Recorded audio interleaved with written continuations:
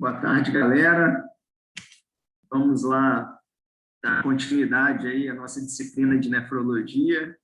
Hoje com a aula sobre, mais especificamente, sobre síndrome nefrítica, que faz parte, das grandes síndromes glomerulares. Como está o áudio aí? Está tranquilo? Tudo certo, professor. Tudo certo? Então vamos lá.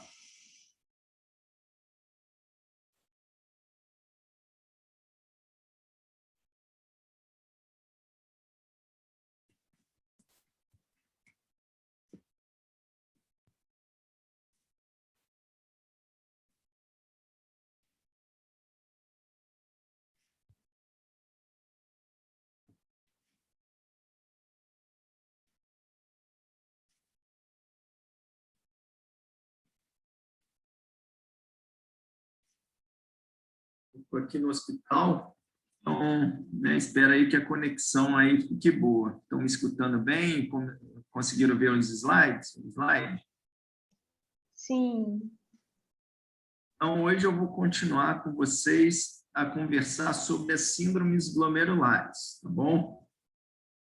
Vocês já começaram a ver aí com a professora Ana Paula sobre síndrome nefrótica, não é isso? As principais causas de síndrome nefrótica, tanto de forma primária, quanto de causas secundárias da síndrome nefrótica. Tem uma grande causa de doença renal crônica em estágio terminal, que é a nefropatia diabética, que, de certa maneira, é até considerada também uma doença glomerular, porque acomete muito aí o glomérulo, é uma doença que evolui muitas vezes com proteinúria importante, até mesmo com síndrome nefrótica. Tá? Mas tanto a síndrome nefrótica quanto a síndrome nefrítica são os temas que a gente estuda mais na faculdade, Mas ambas fazem parte, das síndromes glomerulares, de pacientes que têm uma doença que afetam primariamente o glomérulo. Tá? E as doenças glomerulares, elas se apresentam de uma forma, de uma apresentação clínica, que é a mais variada possível. Tá? Então, uma mesma etiologia, por exemplo, uma nefropatia por IgA, conhecida também como doença de Berger, a gente vai falar um pouquinho mais nela na aula de hoje. Ela pode se apresentar de forma, por exemplo, assintomática, ser um achado num exame, no EAS, numa urina, o paciente apresenta hematúria no exame de urina, e mais nada, apresenta só hematúria. E aí você repete hematúria de novo. Esse paciente pode ser portador, por exemplo, de nefropatia por IgA, não tem nenhum sintoma, não está nem hipertenso, nada no exame de rotina ou de rastreio por alguma outra coisa, talvez descobre que tem hematúria recorrente. Tá? Pode um paciente apresentar proteinúria de forma assintomática. Por exemplo, o paciente que tem 400 miligramas de proteinúria, isso é normal? Não é normal 400 miligramas de proteinúria. A proteinúria normal é em torno, varia um pouquinho de acordo com a literatura, mas vai aí em torno de, na maioria fala em torno de 150 miligramas por dia, seria o normal da proteinúria. Lembrar de não confundir proteinúria com albuminúria. Tá? A albumina é uma parcela da proteína que pode que sai na urina, não é? Então, por exemplo, a albuminúria, o normal, é até 30 miligramas em 24 horas.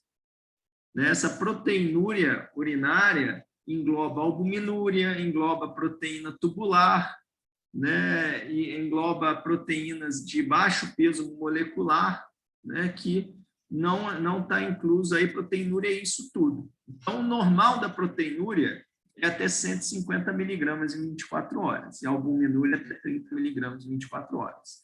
Mas aqui, pacientes que têm doença glomerular assintomática, com proteinúria, por exemplo, essas causas que vocês estudam de síndrome nefrótica, por exemplo, uma GESF, como uma GESF primária, uma GESF como causa de síndrome nefrótica, igual vocês são adultos hoje, né? Uma vez na vida, vocês foram crianças, né? Então, mesma coisa é a síndrome nefrótica. Por exemplo, uma Jéssica que hoje tem 3,5 gramas, 4 gramas de proteinúria, talvez um momento da vida dela teve 300, teve 400, né, por período de tempo variável. E se a gente pegar essa alteração no início, na verdade, quando a gente pega no início, isso é mais um achado laboratorial, né, porque é um paciente que não tem sintoma, às vezes é um paciente que já está começando uma glomerulopatia, tá? Então, ela pode ser assintomática. Eu posso ter paciente que se manifesta com hematúria macroscópica. Como que é isso? É um paciente que fala, normalmente tem um gatilho, geralmente exercício físico, um estado febril, um quadro gripal, né? E toda vez que essa criança, é normal em criança, né, esse relato desse tipo de paciente, né, comum mais em nefropediatria, a mãe chegar e falar assim, toda vez que meu filho fica doente com febre, a urina fica escura. E aí o pediatra mandou vir aqui no nefrologista, procurar um nefrologista, porque o exame de urina dele deu que tem sangue na urina. E toda vez é a mesma coisa. Então, tem pacientes que têm hematúria macroscópica recorrente como forma de apresentação de doença glomerular. Exemplo clássico disso aqui é a própria nefropatia por IgA também. A aula passada de vocês foi de síndrome nefrótica, né? Então, os pacientes podem apresentar, né, com proteinúria nefrótica e os outros componentes aí da síndrome. Aí vocês vão pensar o quê? Nas etiologias de síndrome nefrótica. A aula de hoje é mais focada, o tema da minha aula é síndrome nefrítica. Tá? A gente vai ver depois quais são os componentes aí da síndrome nefrítica, tá certo? E pensando em síndrome nefrítica, também existem etiologias que evoluem com maior frequência com essa forma aí de apresentação clínica de síndrome nefrítica. Então, sempre a gente vai pensar assim, vai ver qual é a forma de apresentação, qual que é a apresentação clínica e quais são as etiologias mais prováveis para aquele paciente, para aquela idade, né, para aquela apresentação clínica. O paciente pode se apresentar com uma glomerulonefrite rapidamente progressiva. Isso daqui é uma urgência, emergência médica. O que é uma glomerulonefrite rapidamente progressiva?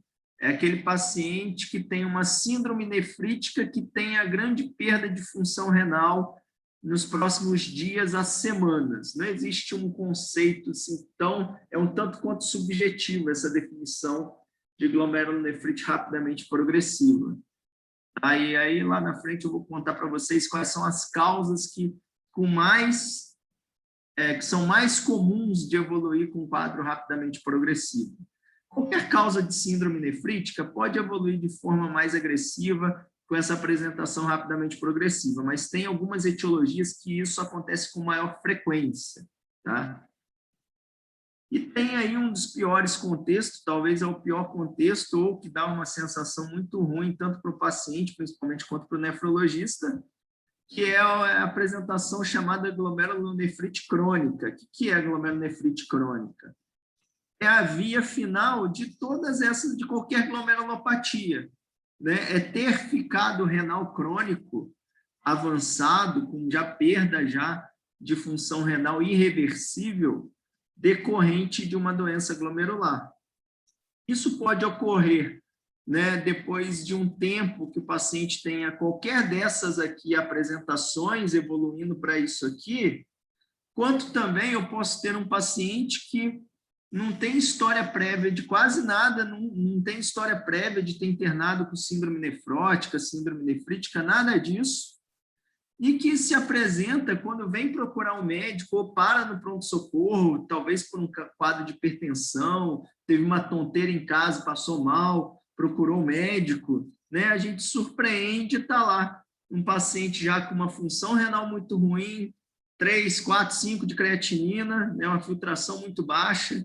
Quando a gente faz ultrassom, aquele rim de tamanho reduzido, né? Aquele rim crônico, né? Um paciente geralmente hipertenso, às vezes é demasiado, e que a gente não tem muito o que fazer mais pelo rim dessa pessoa, né? Então, isso seria o quê? Glomerulonefrite crônica. Tá?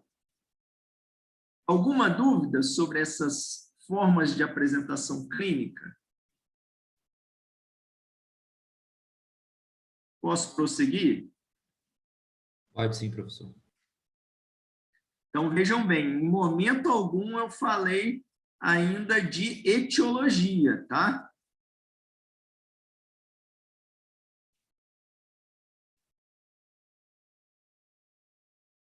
Né? Então, os pacientes chegam com sinais e sintomas, né? Seja no consultório, seja no pronto atendimento. Eles não costumam chegar assim, doutor, eu estou com uma glomerulonefrite membranosa, né? Então, o diagnóstico etiológico vem depois do diagnóstico aí sindrômico, diagnóstico aí dessa apresentação clínica.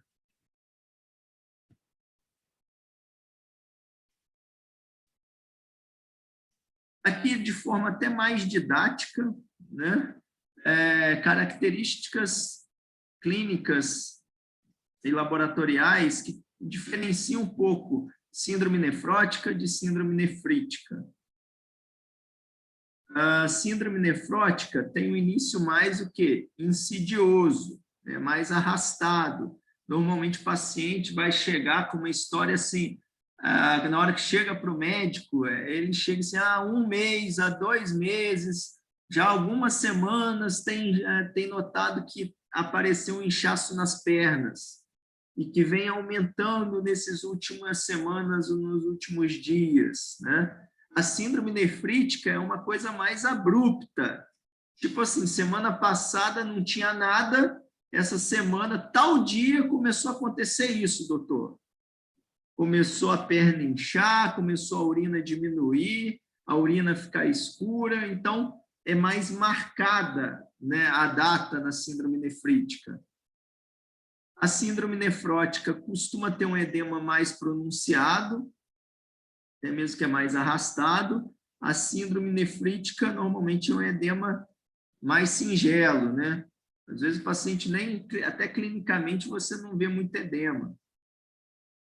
Pressão arterial pode ser normal ou elevada na síndrome nefrótica, mas caracteristicamente aumentada na síndrome nefrítica, né? A hipertensão está implícita na síndrome nefrítica. Sobre a pressão venosa jugular, ela é normal baixa na síndrome nefrótica, ela é aumentada na síndrome nefrítica. Por que que isso daqui é tudo tendência, tá, gente? Não é patognomônico, é sempre assim, não. Síndrome nefrótica, vocês devem ter estudado, né, que tem aquelas teorias do underfilling e do overflow, né? Então, uma das teorias, como que se forma o edema da síndrome nefrótica? Por diminuição da pressão que oncótica. E isso vai acabar fazendo com que o intravascular do paciente com síndrome nefrótica, apesar dele estar o quê? Edemaciado, mal distribuído, né? O intravascular desse paciente pode estar até depletado por diminuição de pressão oncótica. Por isso que a pressão venosa jugular pode ser normal na síndrome nefrótica. Na síndrome nefrítica, caracteristicamente, né, esse paciente está hipervolêmico, está com a pressão venosa jugular aumentada. Por quê? Esse paciente inflamou o glomérulo, inflamou o rim, né, diminuiu, e, consequentemente, vai ocorrer diminuição de filtração glomerular desse paciente. Então, é um edema muito mais por retenção hidrossalina mesmo, né? Então, é um paciente que tem uma tendência de ficar o quê? Com pressão venosa jugular aumentada. E com a pressão o quê? Aumentada. A albumina desses pacientes, na síndrome nefrótica, uma tendência a ter uma albumina o quê? Bem baixa. Na síndrome nefrítica, ainda mais que é uma doença mais aguda, tem uma tendência de ser uma proteína, o quê? Uma albumina sérica normal para pouco reduzida. Vai depender também da doença de base. Proteinúria é marcada, né? A característica da síndrome nefrótica, faz parte da definição, e da definição é o componente mais importante da síndrome nefrótica, a proteinúria. Na síndrome nefrítica, normalmente tem proteinúria, mas proteinúria a níveis subnefróticos, né? Não é comum ter proteinúria em níveis nefróticos na síndrome nefrítica. Hematúria. Na síndrome nefrótica, pode ou não ter hematúria, aquela hematúria glomerular. Na síndrome nefrítica, está implícita a presença de hematúria. A síndrome nefrítica é inflamação desse glomérulo. Tem que ter hematúria. Se não tiver hematúria, a gente vai até suspeitar que não seja síndrome nefrítica. Cilindro hemático, pode ou não ter na síndrome nefrótica, ela ocorre na síndrome nefrítica. Também não é sempre que a gente vai achar cilindro hemático mesmo na síndrome nefrítica, né? Já hematúria é uma coisa quase que 100% dos pacientes com síndrome nefrítica têm hematúria. Professor, Oi? estado de anasarca, eu posso ter anasarca na nefrítica ou não?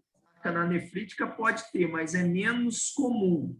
Como é uma doença... Mas pode acontecer. Pode acontecer.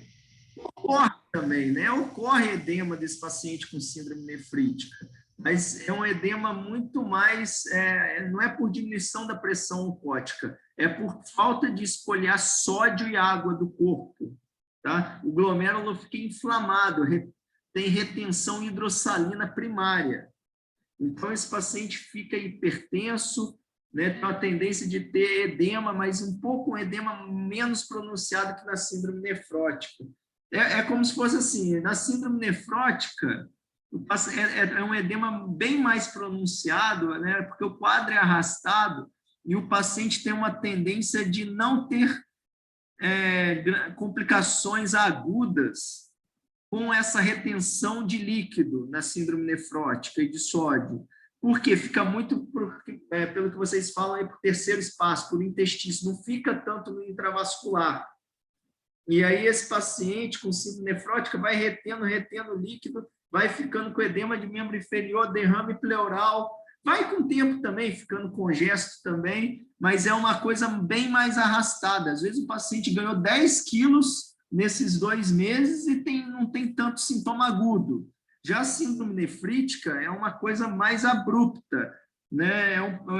Como o paciente tem sintoma de hipertensão, né? Esse paciente fica congesto com mais facilidade, meio que não tem como esse paciente com síndrome nefrítica ficar tão anasarcado, ficar tão edemaciado, sem procurar um hospital, que ele procura o hospital mais precocemente, porque ele fica sintomático mais rápido, entendeu?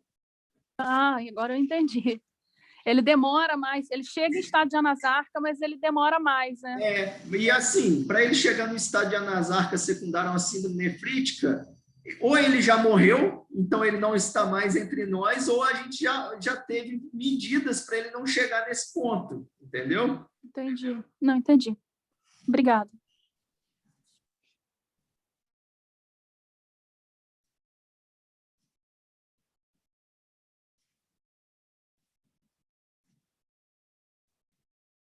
Tem uma pergunta aqui. Se o paciente não tiver hematúria, então eu posso descartar a síndrome nefrítica, ou mesmo assim isso não exclui essa hipótese? Boa pergunta. É o que eu falei. Na síndrome nefrítica, hematúria, assim, tudo em medicina, né? Falar 100% é muito difícil. Tá? A sensibilidade, tudo existe uma sensibilidade, uma especificidade. Falar assim, a hematúria, a falta de hematúria vai descartar totalmente 100% uma síndrome nefrítica? Não. Se eu estiver suspeitando muito, ainda vou repetir exame de urina se não tem nada de hematúria. Pode ser um erro laboratorial, pode ter acontecido naquela amostra, né? Mas a sensibilidade de hematúria em síndrome nefrítica beira 100%. Tipo assim, de cada 100 síndromes nefríticas, 95 vão ter hematúria. Ou seja, eu não ter hematúria também me faz, assim, questionar demais se não é síndrome nefrítica, tá? Não é, já na síndrome nefrótica é diferente, porque nefrótica já está implícito lá que pode ou não ter hematúria, entendeu? Eu estou falando aqui na apresentação inicial. Depois que você trata, até mesmo a hematúria tende ou quando regride, a hematúria tende a diminuir na síndrome nefrítica, tá? Mas pode continuar ainda até por anos essa hematúria. Então, é variável, mas o não ter, eu tenho que suspeitar de outro diagnóstico, tá? Respondeu ou enrolou?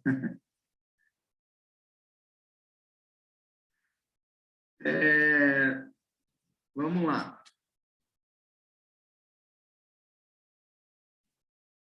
Então, ó, tem lá a síndrome nefrótica. Semana passada vocês viram o protótipo da síndrome nefrótica, né? A síndrome nefrótica escarrada, que é a doença de lesões mínimas, tá? É mais frequente na criança. Então, Ana Paula, quando deu aula de síndrome nefrótica, deve ter falado muito de doença de lesões mínimas, como é o protótipo. Síndrome nefrítica, o protótipo da síndrome nefrítica é a glomerulonefrite pós-infecciosa, e a mais frequente é a pós-estreptocócica. Então, hoje eu vou falar muito para vocês de glomerulonefrite pós-estreptocócica, é o carro-chefe da síndrome nefrítica.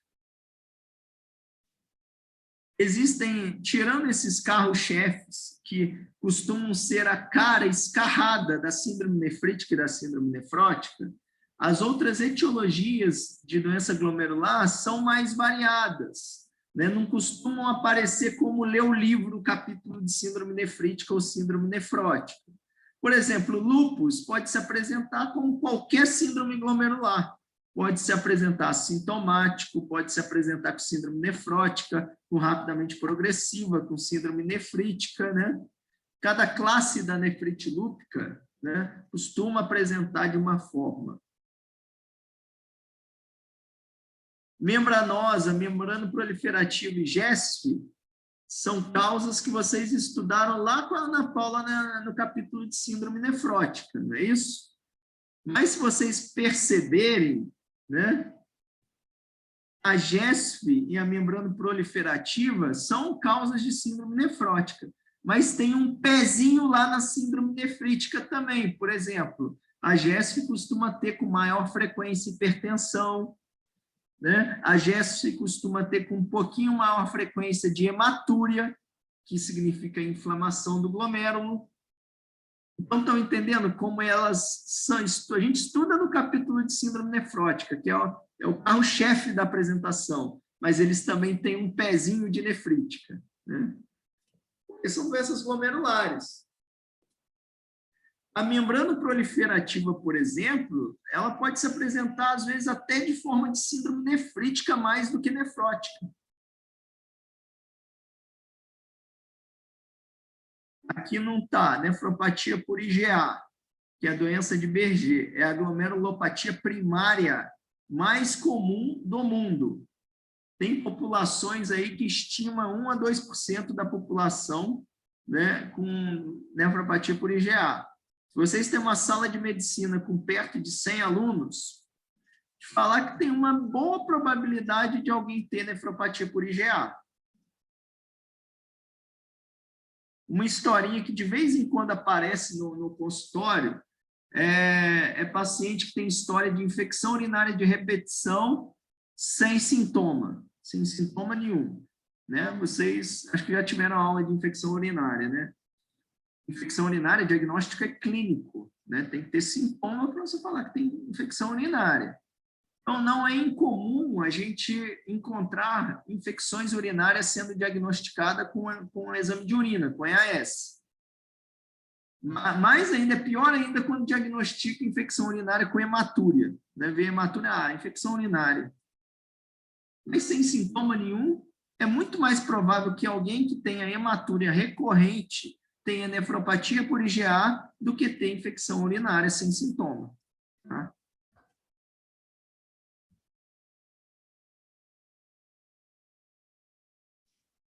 Tudo bem até aqui? Posso prosseguir? Tem alguma dúvida? Está claro?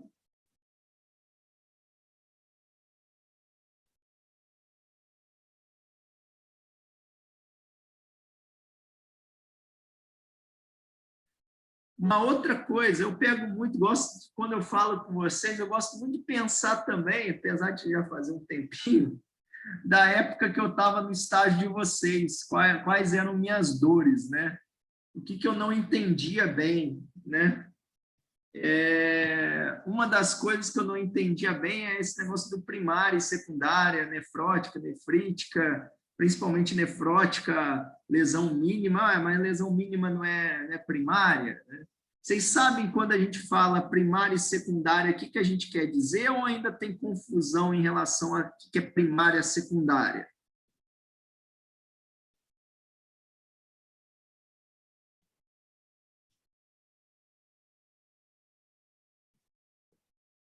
Ó, a Débora aqui está um pouquinho confusa. Então, vamos lá. Acho que isso pode ser a dúvida de mais pessoas, tá? A síndrome nefrítica é mais assim, é mais secundária, né? A gente tem uma etiologia. Vamos falar aqui um pouco, voltando na aula da Ana Paula, sobre síndrome nefrótica, tá?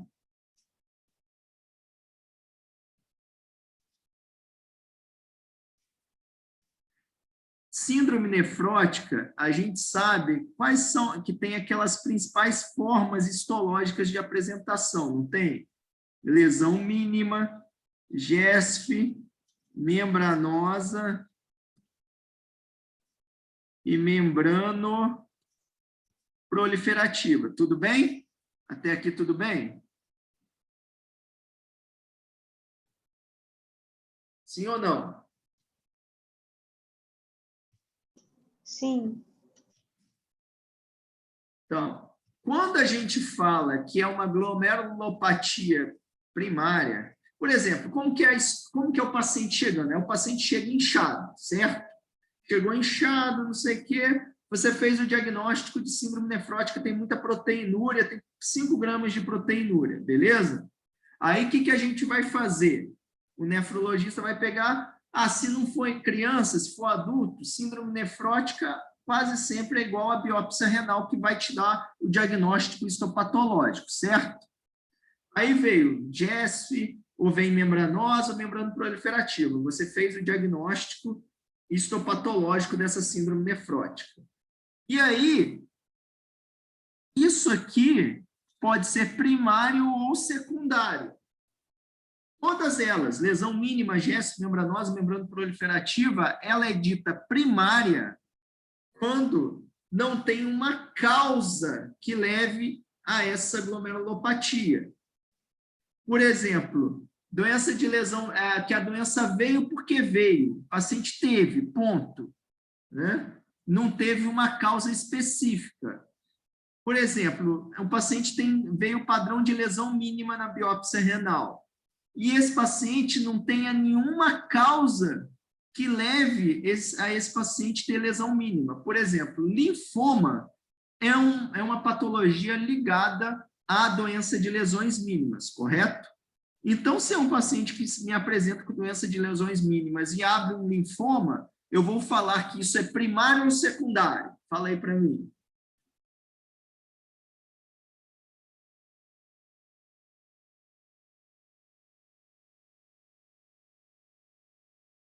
Primário ou secundário, gente?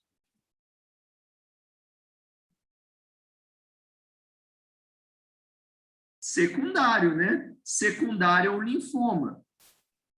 Se anti-inflamatório também é uma coisa que pode estar relacionado à doença por lesões mínimas. Se eu tenho um paciente que abriu um quadro de doença de lesões mínimas, mas fez uso aí de 2 semanas previamente a esse quadro de anti-inflamatório, eu vou falar que provavelmente é uma doença de lesões mínimas, o quê? Primária ou secundária?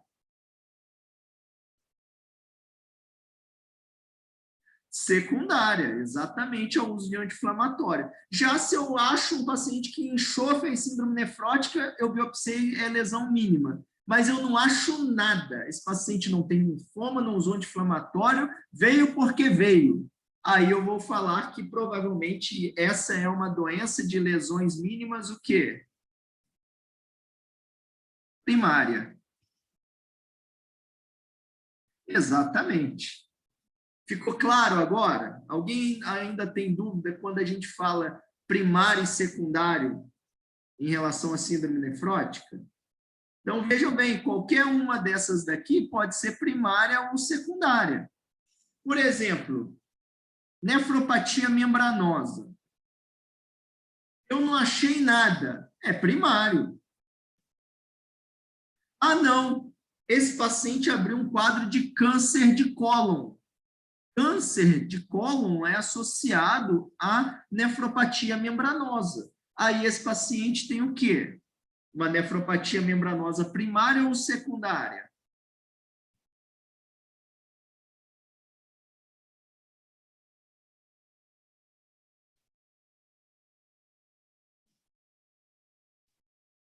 Secundária, muito bem. Ficou claro agora? Isso eu lembro que eu ficava com muita dúvida sobre isso na época que eu era acadêmico. Tá? Acho que agora ficou mais claro o que é primário e secundário quando a gente fala aí de glomerulopatia. Por exemplo, nefropatia diabética, doença renal secundária ao diabetes, é considerado o quê? Uma doença o quê? É uma causa de síndrome nefrótica primária ou secundária?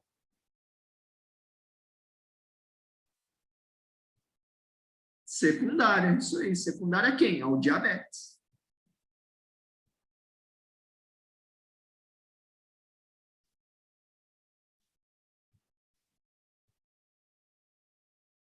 Mais uma pergunta, mais uma coisa ainda não entendo, e na primária, como que ela surge? É algo autoimune? É isso que ainda faz confusão, de como que a síndrome nefrótica primária surge. Vou falar aqui, você está me mandando direct aqui, mas uma pergunta para a turma, que é uma pergunta ótima também. Pergunta aqui até fala do Pedro. Muito boa pergunta, ó. Ele perguntou aqui, ó, de novo, vou repetir. Manda aí para o grupo todo, para todo mundo ver a pergunta que você fez. Foi muito boa. Professor, mais uma coisa que ainda não entendo. Na primária, como que ela surge? É algo autoimune?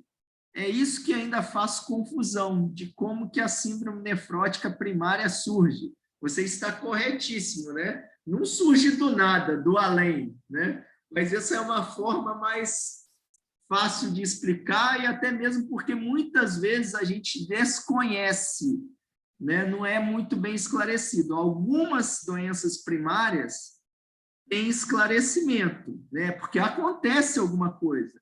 Tem alguma coisa autoimune, sim. Por exemplo, nefropatia membranosa primária, até pouco tempo, a gente não sabia do porquê que acontecia. Aí a gente chamava de primária. Hoje em dia a gente continua chamando de primária, mas a gente sabe por que ela acontece. Né? É um anticorpo. Não sei se a Ana Paula chegou a falar com vocês. A nefropatia membranosa primária ocorre porque o paciente começa a apresentar um anticorpo chamado anti-PLAR2. Guardem esse nome. Anti-PLAR2, que é a antifosfolipase A2. 80% dos pacientes com nefropatia primária, membranosa primária, têm esse anticorpo. Tá? Então, existe sim uma explicação, né, a nível de anticorpo e tudo mais, mas não existe assim uma outra causa, uma outra etiologia que explique ela, tá entendendo? Uma outra etiologia fora a própria gênese ali da síndrome nefrótica, ali da fisiopatológica ali do glomérulo. Aí a gente chama de primária. Deu para entender, Pedro? Não está confuso?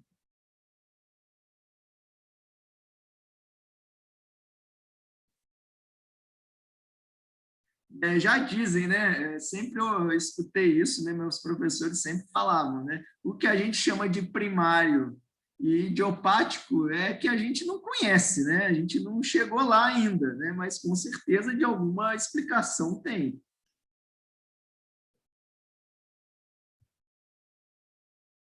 Agora vamos voltar aqui para a aula em si da síndrome nefrítica. Agora chegando na parte síndrome nefrítica propriamente dita, ela é composta de hematúria, de uma hematúria glomerular, ou seja, tem dismorfismo eritrocitário, tem presença de cilindros hemáticos, edema, hipertensão e oligúria, né? Esse paciente evoluindo, então, né, como tem inflamação glomerular, isso fazendo retenção hidrossalina, diminuindo filtração glomerular, fazendo esse paciente ficar com edema, esse edema de retenção primária, né? Mais de overflow que de underfilling, né? Muito mais de overflow. Esse paciente fica hipertenso. Aqui estão os componentes da síndrome nefrítica. Mas se for para falar um para vocês que é mais específico, igual, por exemplo, proteinúria nefrótica é o específico de síndrome nefrótica, não é? Se fosse para eleger um aqui para dar uma especificidade na síndrome nefrítica, qual que vocês vão eleger? Olha aí para mim. Qual que vocês escolhem?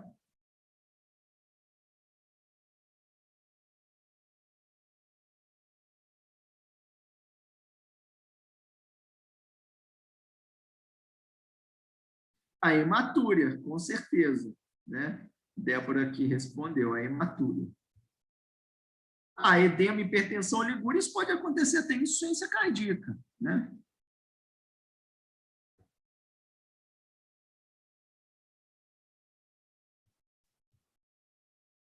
E a proteinúria, que geralmente é subnefrótica.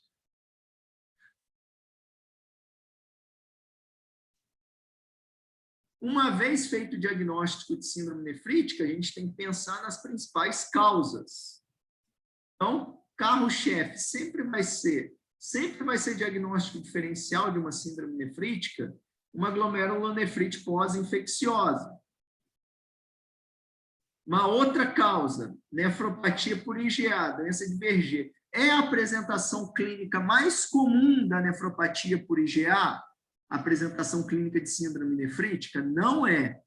Vou falar mais para frente para vocês, mas a apresentação mais comum de nefropatia por IgA é a hematúria macroscópica recorrente, ou hematúria microscópica sem ter hematúria recorrente, persistente, mas microscópica.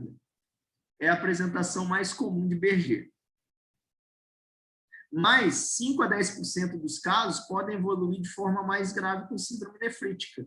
É um verdadeiro camaleão, né, metamorfo das doenças glomerulares. São duas, nefropatia por IgA e lúpus. Elas podem se apresentar de várias formas. Nefrite lúpica, também entra no diagnóstico diferencial de síndrome nefrítica. E as causas de glomerulonefrites rapidamente progressivas. Qualquer síndrome nefrítica pode evoluir de forma mais grave, né? Que são as chamadas glomerulonefrites rapidamente progressivas. Qualquer uma, mas tem um grupo que se apresenta assim com maior frequência. Uma delas é a própria nefrite lúpica, a outra é o grupo das vasculites sistêmicas que acometem o rim, e o outro é as glomerulonefrites antimembrana basal glomerular positivo, com ou sem acometimento do pulmão. Quando tem acometimento do pulmão concomitante, a gente chama isso de síndrome de Goodpasture. Tá?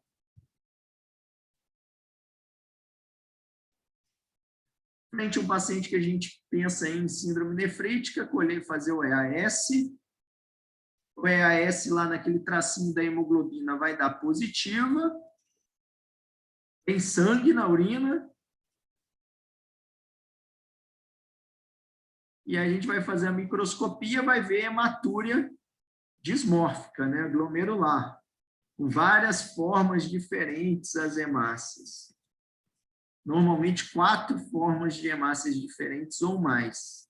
Pode ter aquela célula com formato de Mickey Mouse, né? Como que chama essa célula?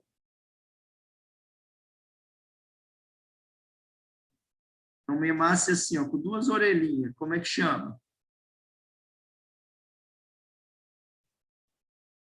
Acantócito. E pode ter a presença aí de cilindros hemáticos. Laboratório, paciente com síndrome nefrítica. A gente colhe o hemograma, bioquímica, né, albumina, EAS. Sempre que tem proteína no exame de urina, a gente tem que fazer o quê? Quantificar. A gente pode quantificar ou com urina de 24 horas, muito difícil, às vezes muito difícil a coleta dessa urina de 24 horas, ou a gente pode usar a relação proteína-creatinina. Vocês já devem ter aprendido aí com a Ana Paula calcular essa relação proteína-creatinina. Só lembrando, né, que o resultado da proteína creatinina vem em miligramas por DL, miligramas por DL, acaba que um fica sobre o outro, corta, acaba virando uma unidade sem dimensão, adimensional. Digamos que deu 2 aqui a relação, isso quer dizer, estima em gramas em 24 horas. Então, 2 gramas em 24 horas. Se o normal da proteína urinária é até 150 miligramas, o normal é essa relação ser até o quê? 0,15.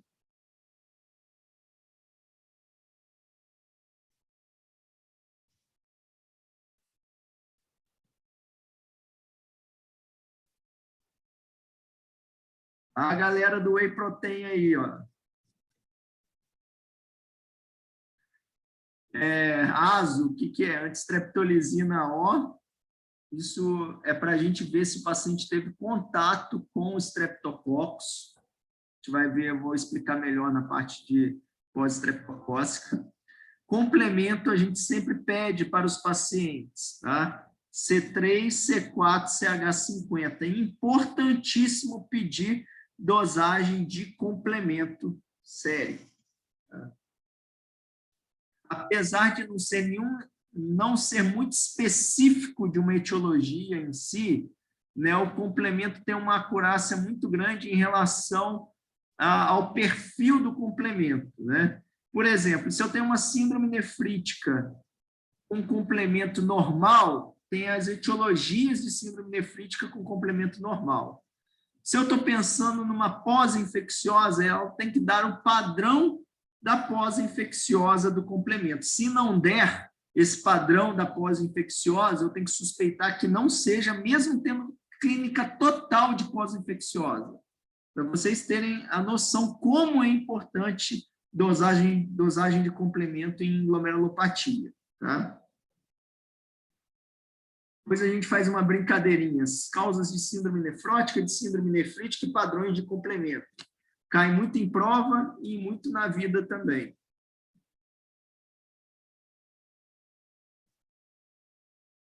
E a gente faz uma triagem para esses pacientes. FAM, anti-DNA, é para pesquisar o quê?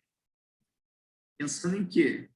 Lúpus, ANCA, anticitoplasma de neutrófilos, né? Pensando nas vasculites sistêmicas, que costumam dar ANCA positivo, pesquisa de crioglobulina, que é comum em co-infecção com hepatite C, sorologias para hepatite B, C e HIV, a gente pede também, de rotina para pacientes com doença glomerular, e a pesquisa do antimembrana basal glomerular, quando tem suspeita aí de síndrome de Goodpasture.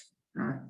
Muitas vezes, né, dependendo, quando tem para pedir, tá fácil pedir, esse paciente, né, tem convênio, né, tranquilo de pedir exame, a gente pede o antimembrana basal já de screening. Quando é pacientes que têm dificuldade de liberação ou vão pagar o exame, não é um quadro sugestivo de Goodpasture, como é um exame mais caro, às vezes a gente deixa o antimembrana basal de lado no primeiro momento.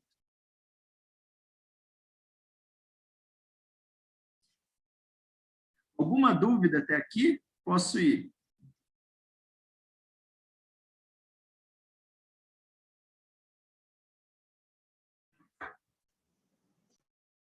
Exame de imagem. Sempre a gente vai fazer raio-x de tórax para esses pacientes, ultrassom renal. O que vocês esperam de um ultrassom renal de um paciente com síndrome nefrítica?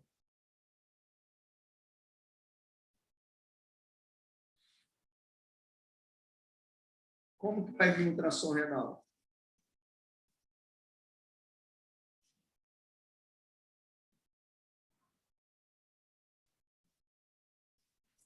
Como que vai estar, professor? Isso. Eu acho que vai estar normal. Vai estar normal, bem próximo do normal, né? Uma doença aguda, então pode estar normal ou levemente aumentado. A ecogenicidade pode estar normal ou com a ecogenicidade cortical levemente aumentada também. Por quê? Dependendo, se esse paciente tem muita inflamação desse rim, né, esse rim pode estar até mais ecogênico do que o habitual, tá? E esse paciente não ser crônico. Mas, em geral, grave é assim, o ultrassom desse paciente é normal, próximo do normal. Ecocardiograma, TC de tórax, quando a gente vai pedir? TC de tórax, quando você tem suspeita aí de pacientes que têm a doença glomerular e pulmonar concomitante, é o que o pessoal chama de síndrome pulmão-rim, é comum no grupo das vasculites. Não sei se vocês já ouviram falar sobre granulomatose de Wegener, que é uma vasculite sistêmica, que acomete o rim e pode levar a lesões pulmonares, né, cavitações pulmonares, né? Então, esse paciente pode ter hemorragia alveolar, pode ter hemoptóico. Ecocardiograma. Por que é importante ecocardiograma em alguns pacientes? A gente teve recentemente internado um paciente que fez um quadro grave de endocardite infecciosa. Se vocês já estudaram endocardite ou não? Já tiveram em algum momento na faculdade endocardite? Não sei se vocês lembram, se já tiveram endocardite, em cardio, né? Então, já tiveram endocardite. Não sei se vocês lembram lá naqueles critérios de endocardite, naqueles critérios menores. Um desses critérios de Dux, né, é a presença de fenômeno imunológico. Fenômeno glomerulonefrite é um fenômeno imunológico. Então, esses pacientes podem apresentar glomerulonefrite.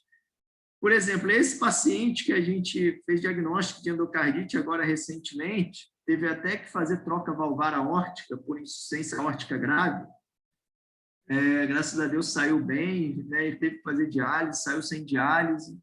A apresentação clínica desse paciente foi glomerulonefrite. Ele parecia na apresentação glomerulonefrite rapidamente progressiva, não tinha quadro cardíaco, sopro importante, nada disso. Ele foi abrir isso depois. Olha que interessante. É raro isso acontecer, tá? Normalmente, o paciente que faz glomerulonefrite secundária endocardite, ele já tem um quadro de endocardite todo florido, né? Mas olha como que medicina é impressionante. Então, a abordagem desse doente começou como uma doença glomerular primária e acabou se transformando numa glomerulonefrite secundária, uma endocardite. O diagnóstico foi no eco, né?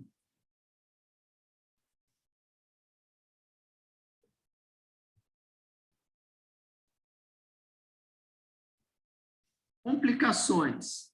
As complicações da síndrome nefrítica são aquelas inerentes à própria definição, né? Esse paciente pode ficar edemaciado, e lembrar que o edema desse paciente não é aquele edema de diminuição de pressão oncótica, é aquele edema de retenção hidrossalina primária.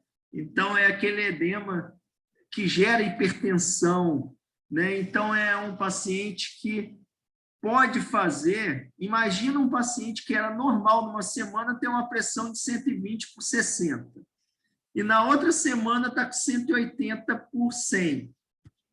É um paciente que faz muita urgência e emergência hipertensiva com níveis pressóricos não tão elevados. Por quê? Porque a autorregulação desse paciente está para mais baixa. Então, ele não tem muita tolerância a níveis mais altos, níveis pressóricos mais altos, e ele pode fazer urgência hipertensiva com facilidade. Tá?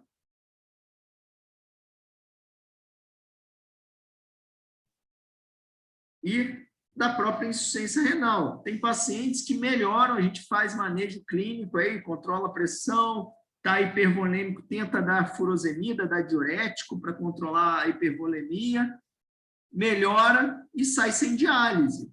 Mas tem paciente também que acaba dialisando nesse contexto da síndrome nefrítica, da rapidamente progressiva, até recuperar a função renal. Teve mais uma pergunta aqui no chat. Se esse paciente que eu falei da endocardite tinha alguma clínica de alteração cardiovascular.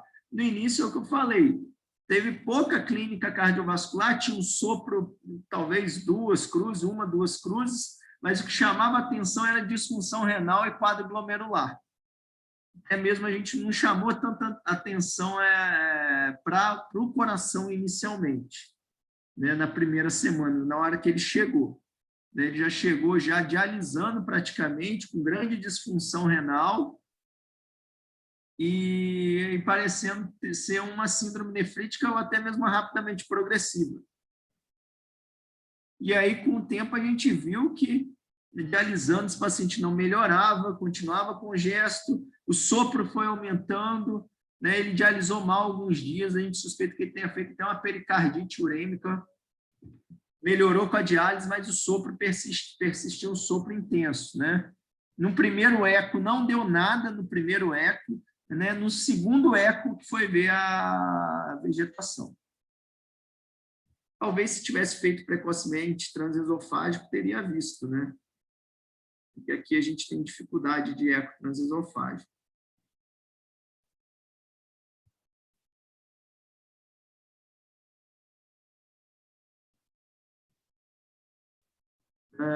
Aqui uma tabelinha de causas de síndrome nefrítica, as principais, né, pós-infecciosa.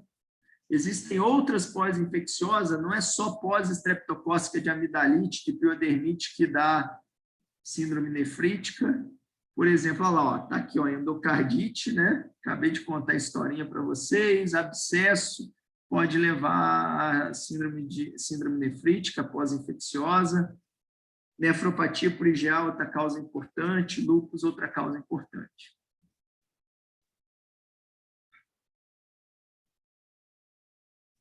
Vamos fazer aqui a brincadeirinha do complemento, né? Complemento na síndrome nefrítica, pós-infecciosa, pós-estreptocócica principalmente. C3 baixo, C4 normal. Tá? IgA, não está aqui, mas o complemento na IgA é normal. Um que vem sempre em pergunta de prova de residência, não está aqui, membrana proliferativa, costuma baixar C3 e C4. Lúpus, baixa C3 e C4. As vasculites sistêmicas, granulomatose Wegener, poliangite microscópica, complemento normal. Tá? Das causas de síndrome nefrítica principais, estão aí, síndrome nefrítica versus complemento. Já vou soltar para vocês as de síndrome nefrótica, né? Daquelas lá, das primárias, né? Membranosa, lesão mínima, membrana proliferativa e GESF. Grave assim, síndrome nefrótica e complemento. Complemento é sempre normal, exceto na membrana proliferativa, que é diminuída. Tá? As causas de síndrome nefrótica. Grave dessa forma.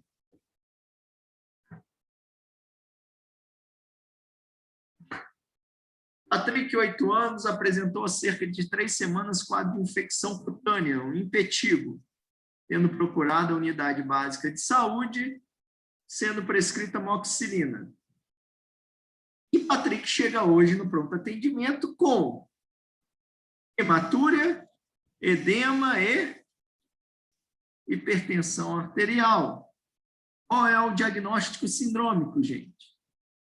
Obviamente, isso daqui o ideal é, se pudesse ver se é dismórfico ou não é. Falar a verdade, a maioria dos lugares que a gente trabalha, a gente não vai conseguir ver isso porque a gente não tem microscópio de fase.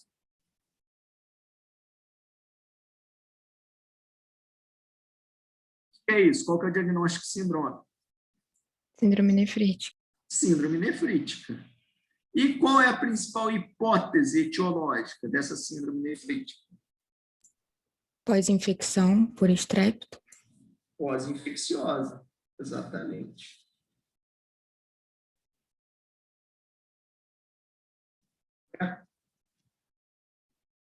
Então, vamos falar um pouquinho dela. Glomerulonefrite difusa aguda, pós-infecciosa, é um processo inflamatório agudo com perda da capacidade de filtração renal. E aí, com isso, gera edema e hipertensão arterial, caracteristicamente com hematuria de origem glomerular e proteinúria não nefrótica. Ela é difusa por quê? Porque ocorre por igual em todo parênquima renal. Geralmente é autolimitada e é mais comum em crianças, né? Isso no Harrison é uma coisa, no Nelson é outro, né? 2 a 12 anos, com pico ali de 6 a 10 anos. Ou seja, na infância, existe pós-infecciosa do adulto? Existe. Só que é mais infrequente, a gente vai ter que pensar em outras causas de síndrome nefrítica, né? Com mais força. E quando acontece, costuma ter um prognóstico pior do que na criança.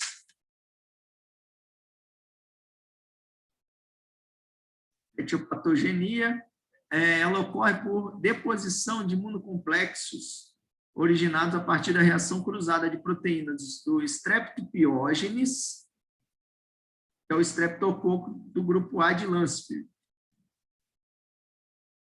E isso aqui vocês têm que guardar. Importantíssimo guardar isso aqui. Como é uma doença que ocorre por deposição de imunocomplexo, tem que ter um intervalo entre a infecção e o aparecimento da síndrome nefrítica. Se não tem um intervalo de tempo adequado, provavelmente não é glomerulonefrite pós-infecciosa. Se um paciente tem um quadro infeccioso, pode ser a mesma faringite, faringoamidalite, e começou o quadro ontem de faringoamidalite, hoje está com quadro de hematúria glomerular, esse paciente provavelmente não tem glomerulonefrite pós-infecciosa. Provavelmente ele tem uma glomerulopatia prévia que foi descompensada pelo quadro infeccioso. Isso é comum, por exemplo, em nefropatia por IgA.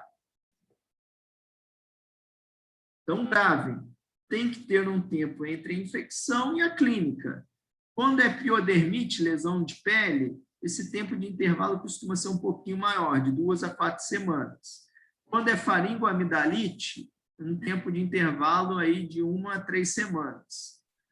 De todo caso, lembre assim, para ser pós-infecciosa, tem que ter pelo menos 1 semana de intervalo entre a infecção e a síndrome nefrítica.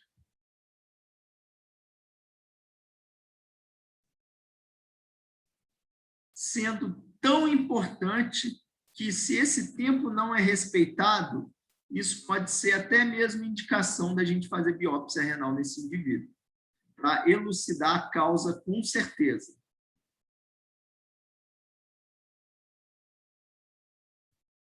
O quadro clínico é a síndrome nefrítica clássica. Né? A gente costuma ter a infecção estreptocócica prévia, né? O relato da infecção estreptocócica prévia, característica de mau prognóstico. Aqueles pacientes que mantêm complemento baixo por mais de 2 meses, pacientes que mantêm hipertensão, isso costuma ser um prognóstico a médio e longo prazo, né? Ou seja, os pacientes com essas características têm uma tendência de perder função renal ao longo do tempo. 5% dos casos, eles podem evoluir com rapidamente progressiva. Então, vejam, glomerulonefrite rapidamente progressiva é um diagnóstico clínico, tá? É aquele diagnóstico clínico de piora da função renal em dias a semanas. Qualquer etiologia de síndrome nefrítica pode levar a um quadro de rapidamente progressiva, mas uns são mais comuns a acontecerem isso, outros menos. Por exemplo, na pós-infecciosa, é a exceção evoluir assim de forma tão grave. Mas pode acontecer? Pode acontecer. Quando é pós-infecciosa e evolui assim tão grave, normalmente a gente faz biópsia renal para ter certeza que é pós-infecciosa. Qual que é o racional por trás disso? É que ele vai que, né? Vai que não é pós-infecciosa e a gente está comendo mosca em tratar de forma específica um paciente. Por exemplo, a gente está pensando que é pós-infecciosa, mas na verdade era uma IgA evoluindo rapidamente progressiva. Se a gente não tratou essa IgA de forma adequada, evoluindo rapidamente progressiva nesse momento, talvez a gente condenou esse paciente a estar na máquina de diálise o resto da vida, isso se sobreviver, né? Então, se a gente tem dúvida no diagnóstico presuntivo de pós-infecciosa, a gente faz biópsia. A maioria dos pacientes a gente faz biópsia? Não. De pós-infecciosa, a maioria a gente faz um diagnóstico presuntivo e eu vou mostrar para vocês como que é esse diagnóstico presuntivo de pós-infecciosa. Então, está aqui, ó. Para eu dar um diagnóstico presuntivo, sem biópsia, de pós-infecciosa, tem que ter tudo isso aqui. Tem que ter um período infecção-nefrite compatível. Ou seja, mais que uma semana entre a infecção e o início da nefrite. Tem que demonstrar a presença de antígeno estreptocócico, ou ASO ou anti-DNase B. Tá? Quando é lesão de pele, a gente costuma pedir o anti-DNase B, porque o ASO tem uma sensibilidade baixa, em torno de 50% só para lesão de pele. A amidalite, o ASO tem uma sensibilidade maior, 70%, 80%. O ideal é pedir os dois. Queda do complemento sérico, pós-infecciosa, abaixo C3, mantém o C4 normal, CH50 é o complemento total, então baixo. E ele retorna ao normal em 8 semanas. Se acontecer qualquer coisa fora disso aqui, é biópsia. Ah, mas só porque o C3 veio normal, é biópsia? Ele teve infecção semana passada, está com síndrome nefrítica, está evoluindo bem, vai biopsiar? Vou. Tá? Só porque o complemento veio normal? É. Ah, o C3 veio baixo, o C4 também. Mas ele teve a infecção semana passada. Eu vou biopsiar só por causa do C4 baixo também? Vou. Não vai esperar? Não. Vai que é outra coisa. Eu estou comendo mosca em tratar uma doença glomerular tratável, que eu tenho eficiência com imunossupressor. Vai que, por exemplo, é uma membrana proliferativa e eu tenho um tratamento específico. Aí, então, tem que fazer biópsia. E terceiro, se é a tríade clássica, tá? Que é a própria definição de síndrome nefrítica. Então, se ele obedece tudo isso aqui e está evoluindo de forma satisfatória, não faço biópsia, admito que isso seja pós-infecciosa. Faço um diagnóstico presuntivo de pós-infecciosa. Alguma dúvida disso aqui? Esse slide que eu acabei de falar vai cair na prova de nefro e vai cair na prova de residência. Aposto, sempre cai. Eu só tenho uma dúvida. Por que, por exemplo, se vir normal, eu preciso fazer biópsia com certeza? Porque essa diálise, uma vez que ele faz, ele vai ficar sempre dependente dela?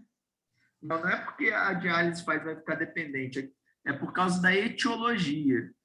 Por exemplo, nefrite pós-infecciosa, o tratamento é mais de suporte.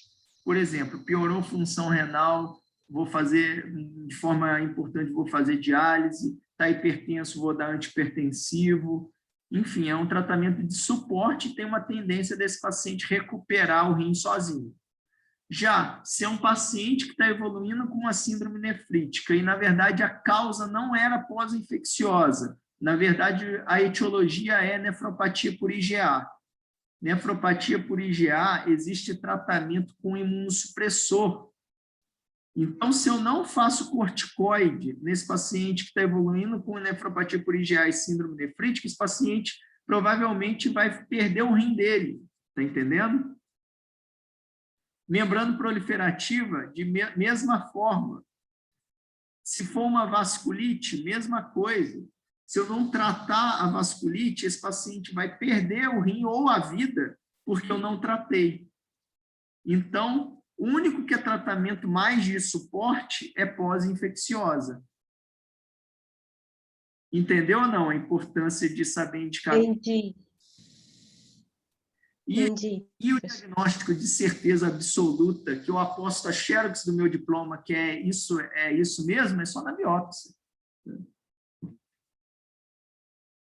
Até a biópsia, a gente está fazendo diagnósticos prováveis, não de certeza absoluta. A cascata de complemento, que eu costumo pôr a questão na prova. Mas o que vocês têm que saber é isso, ó. Pós-estreptocócica vem pela via alternativa do complemento. É uma via basicamente o quê? Dependente de C3. Por isso que consome o C3 e abaixo C3 apenas. Não mexe no resto da cascata nem na via clássica, que tem o C4.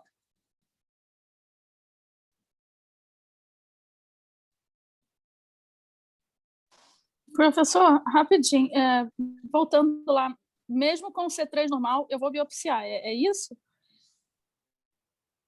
C3 normal é indicação de biópsia. Eu só não vou biopsiar se C3 for baixo, C4 for normal. Certo? Tá. É característica de pós-infecciosa. Entendeu? Entendi, obrigada. Professor, é porque se o C3 vier normal, pode ser por IgA, né? Aí por isso que tem que Pode biopsiar. ser, não. Provavelmente, IgA é uma hipótese mais forte do que pós-infecciosa. É isso que Tá bom, obrigada. em relação ao complemento. Raramente o complemento erra em relação a... por exemplo, se pós-infecciosa abaixa C3 e C4 fica normal, 99% das vezes de pós-infecciosa, o C3 vai vir baixo, o C4 normal. Por isso que se o C3 vier normal, mesmo que todo o resto do quadro clínico seja sugestivo de pós-infecciosa, a gente tem que biopsiar para ter certeza que é pós-infecciosa, com complemento normal, ou seja, fugiu da regra, ou se é outra etiologia que sem ser pós-infecciosa, entendeu? Entendi, obrigada.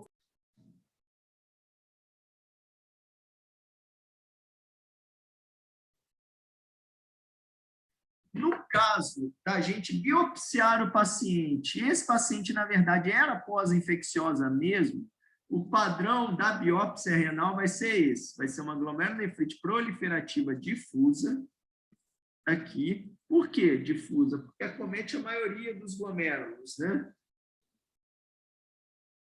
Com hipercelularidade mesangial e endotelial.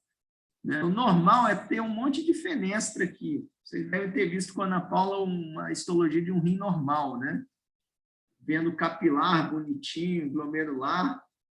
E aqui a gente vê que está um glomérulo todo infiltrado, tanto no endotélio quanto no mesângio de células.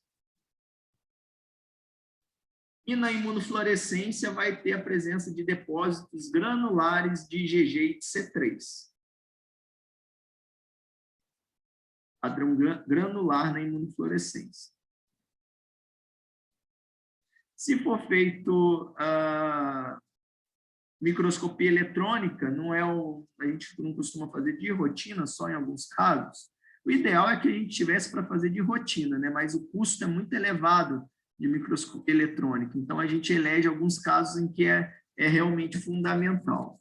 Mas, se for feito, vai demonstrar a presença de nódulos subepiteliais eletron-densos, né? A característica aí da pós-infecciosa.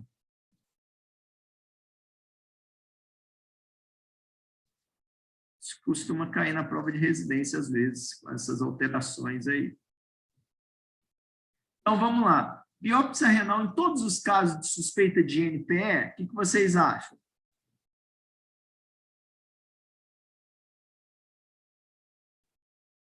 Não, né? Na verdade, GNPE, a tendência é não fazer biópsia. Se é um paciente jovem, né, está dentro da faixa etária que pode ter GNPE, está evoluindo bem, veio C3 baixo, C4 normal, a gente vai, a princípio, tratar esse paciente clinicamente e não fazer biópsia. E aí, por exemplo, alguma coisa fugiu disso, a gente faz biópsia. Então, quando que a gente faz biópsia? Ó, algumas indicações: oligúria persistente maior que uma semana, complemento baixo persistente, ou complemento normal também é indicação, proteinúria nefrótica, evidência de doença sistêmica. Por exemplo, o paciente tem lúpus, né? E abriu um quadro sugestivo, teve uma infecção semana passada de pele e abriu um quadro de síndrome nefrítica essa semana, você está falando que é pós-infecciosa. Não sei. O cara tem lúpus, pode ter nefrite lúpica. Evidência de rapidamente progressiva, ou seja, pacientes que estão evoluindo mal, com piora importante da função renal. Então, a gente não pode ficar no achismo que é persistência de hipertensão, história familiar de nefropatia, são indicações aí de biopsiar um paciente com suspeita de pós-infecciosa. Mais grave é assim, é mais fácil. Quando que eu vou biopsiar um paciente com pós-infecciosa? Quando foge do normal, quando foge do esperado. Tá? O esperado é o quê? Complemento C3 baixo, uma síndrome nefrítica de um paciente que evolui bem em uma semana, sem maiores complicações. Diagnóstico diferencial de síndrome nefrítica, né? Lúpus, membrana proliferativa, IgA. Porque o House sempre acha que não é lúpus, né? Tratamento: restrição hidrossalina, diurético de alça, se preciso, diálise. Antibiótico: não muda o curso natural da nefrite, mas visa eliminar da orofaringe as bactérias causadoras. Isso vai muito em prova também. Aqui não é igual febre reumática, não, tá? Antibiótico em pós-infecciosa, se for para ter pós-infecciosa, ele vai ter com ou apesar ou sem antibiótico, ele vai ter a mesma glomerulonefrite. Aí vem a pergunta: então não dá antibiótico para paciente com pós-infecciosa? Dá antibiótico. Mas vai mudar o curso natural da doença? Não vai mudar o curso natural da doença. Então, por que você dá um antibiótico? Primeiro, que você tem que tratar a infecção que o cara estava. Segundo, para controle epidemiológico aí dessa cepa nefritogênica. Tá? Então, a gente tem que dar antibiótico, tratar a amidalite, tratar aí a piodermite e tudo mais. No caso do nosso paciente, tratar a endocardite, né? Professor. Oi. Mesmo não estando mais com sintomas da infecção, já que esse pode... Se não tem mais sintomas da infecção, se ele tratou já, por exemplo, já recebeu uma bezetacil lá no posto de saúde, certo? Se ele já tratou, não precisa tratar de novo. Mas se ele não tratou, não está com sintoma, mas tinha história, você trata. Tá? Mas isso é raro acontecer, né? Uma amidalite bacteriana, uma piodermite não vai melhorar sem o quê? Sem o antibiótico, né?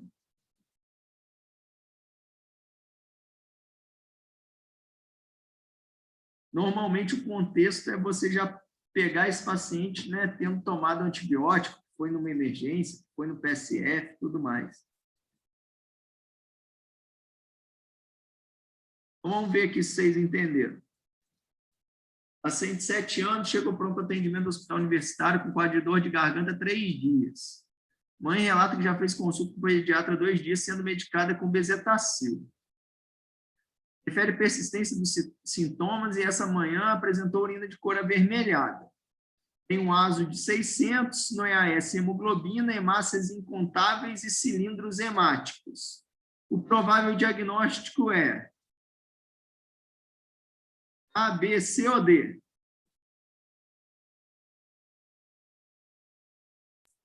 Eu sei que não é A.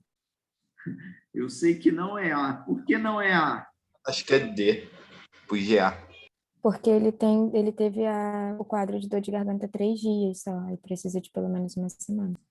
Exatamente. Só por isso? Sacanagem, professor é sacana. Colocou a questão na prova só porque era 3 dias, não era a resposta, não era pós-estreptocócica, a resposta era IgA.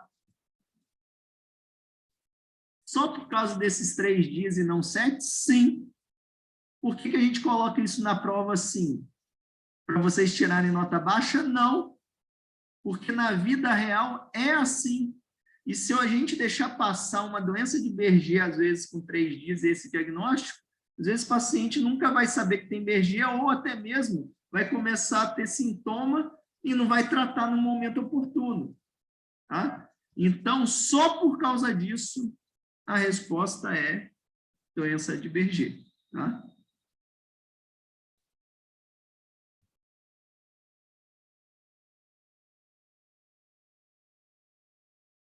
Essa é a questão clássica também de prova de residência, tá? Vamos falar, então, um pouquinho sobre nefropatia por IgA, doença de Berger.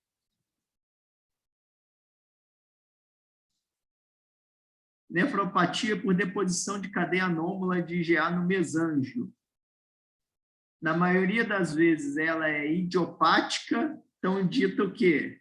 Nefropatia por IgA primária, vem porque vem, acontece porque acontece. Aí vem alguém me perguntar, mas lá é autoimune, alguma coisa ocorre, tá? Mas a gente não consegue identificar uma causa específica por isso ter ocorrido. Então, ela é chamada idiopática ou primária, tá? Mas também pode ser secundária, a cirrose, doença celíaca, HIV e paraneoplasia. É o mais comum? Não. Na prática clínica, a enorme quantidade de pacientes que a gente vai atender com IgA são idiopáticos. É a glomerulopatia primária mais comum do mundo. Tá?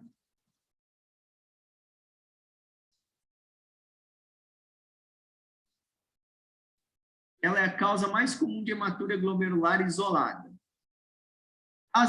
Como que ela pode se apresentar? Ela é uma metamorfose ambulante. Ó. 40% se apresentam com episódio de hematúria macroscópica acompanhando a infecção. Outros 40%, eles têm hematúria microscópica e proteinúria mantida. 10% podem evoluir com síndrome nefrítica. E os outros 10% podem evoluir com síndrome nefrótica ou até mesmo rapidamente progressiva. Ela pode se manifestar quase como qualquer apresentação clínica glomerular. Ela não é tão benigna como se falava antigamente. A gente tem pacientes fazendo diálise por nefropatia por IgA, então, para vocês verem que ela não é tão benigna. É a pior das glomerulopatias para se ter? Não é, mas também benigna não é. Caracteristicamente, tem complemento normal. Ela pode evoluir de forma muito lenta, assintomática, em 60%, o prognóstico dela. Evolução lenta para doença renal terminal em 10 a 15 anos, de 40%. Ou seja, não é tão pouco assim. Tem que ser acompanhado o paciente com nefropatia por IgA. Eu estava lendo, olha como que medicina, a gente está em constante mudança, constante renovação, né? Por mais que você estudou muito na residência, se você não continuar estudando para o resto da vida, você vai ficar defasado. Agora, cada vez mais, né? Em menos tempo, né? Saiu um artigo essa semana falando que tem grande chance, né? Essa classe de droga está crescendo em vários contextos, tá? Eu acho que é uma mudança de paradigma para várias doenças. Já ouviram falar nas glifosinas? Já estudaram em diabetes, na parte de diabetes? Os inibidores de SGLT2, as glifosinas? Sim ou não? Tem estudo de glifosina Não, professor. no contexto... Acho que a gente... Tem uma galera usando para emagrecer, não tem? Já estudamos sim essa Vocês não parte. estão Estudamos, confundindo sim. com Victosa, não? Sim. Mas já estudamos todas as duas. Então, vocês devem ter estudado isso na parte de endócrino, né? Quando vai estudar diabetes. É uma droga primariamente tida como antidiabético oral, certo? Ela faz perder glicose, né, pelo rim. E junto com essa perda de glicose, esses pacientes também acabam espoliando sódio, tem meio que um efeito quase que diurético também. E, além do mais, ela está se relacionando a melhores desfechos, até mesmo em níveis de mortalidade, né? E no contexto de insuficiência cardíaca com e sem diabetes, independente de ter diabetes ou não, no contexto de doença renal crônica em geral, tanto nefropatia diabética, que era o esperado, mas não diabética. E agora, então, essa semana eu vi um artigo falando, né, não era randomizado, se eu não me engano, mas era uma que sugere uma forte hipótese que as glifosinas no cenário de nefropatia por IgA dando nefroproteção para esses pacientes. Né? Talvez aí a gente vai ver daqui a um tempinho uma galera usando as glifosinas. Já tem, né? Já está aumentando cada vez mais. O custo, assim, talvez no SUS um pouco inviável, né? Mas aqueles pacientes que têm um pouquinho melhor condição financeira, a gente tem que pensar nessas drogas. O custo mensal é em torno de R$300 mês. Não é, assim, altamente inviável também, né? Mas o tratamento clássico aí de nefropatia por IgA, tá? Renoproteção, pacientes que têm proteinúria importante em IgA é maior que 1 grama. A gente faz corticoterapia, tem vários esquemas, né? Tem estudo aí mostrando que óleo de peixe, que é o ômega 3, tem um benefício nesse cenário de nefropatia por IgA. E agora, as glifosinas, né? Talvez quando vocês estiverem fazendo prova de residência vai cair isso aí. Bom, isso daqui foi nosso apanhadinho sobre nefropatia por IgA. Paciente de 10 anos é encaminhado ao ambulatório de nefrologia devido a sangue na urina. Está assintomático. É a ST hemoglobina, 2 cruzes e hemácias 35 por campo. Realizou microscopia de fase que evidenciou hemácias dismórficas e cilindros hemáticos. O que eu acabei de falar para vocês é o que a gente chama de hematúria glomerular assintomática. O que é isso? Hematúria e nada. Hematúria e mais nada. Só tem hematúria. Hematúria, hematúria, hematúria. Que é dismórfica. Que é glomerular. Mas o paciente não tem mais nada. Você tem que pensar em 3 hipóteses quando você tem uma hematúria glomerular assintomática. Primeiro, vocês já ouviram ali, é a nefropatia por IgA, é a mais comum. Segunda, doença da membrana basal fina. Membrana basal fina tem microscopia óptica e imunofluorescência normal. Microscopia eletrônica tem redução da espessura da membrana basal glomerular. É um defeito da cadeia alfa-4 colágeno tipo 4. Eu, né, e a cadeira de nefro não vai te perguntar isso numa prova, qual é o defeito, não sei lá das quantas, da membrana basal fina, né?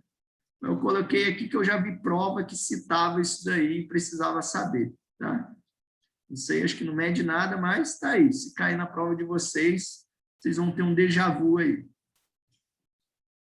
Síndrome de Alport, composta de surdez neurosensorial, anormalidades oftalmológicas, chamadas retinal flex, que é um defeito da cadeia alfa-5 colágeno tipo 4. Quando eu tenho hematúria glomerular assintomática, essas são as 3 hipóteses, tá? A mais comum, IgA, mais os outros 2 diagnósticos, membrana fina e Alport.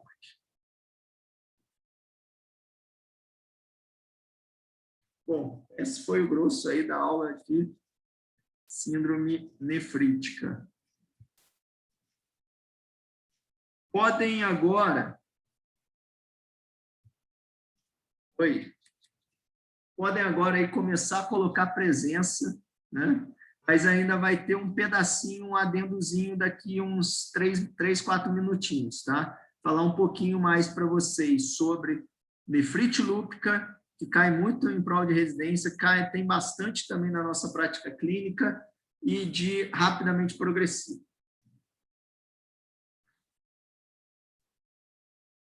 Não saia.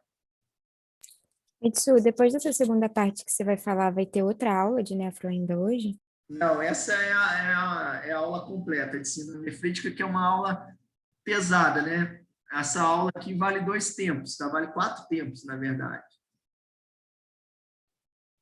Tá, joia, obrigada.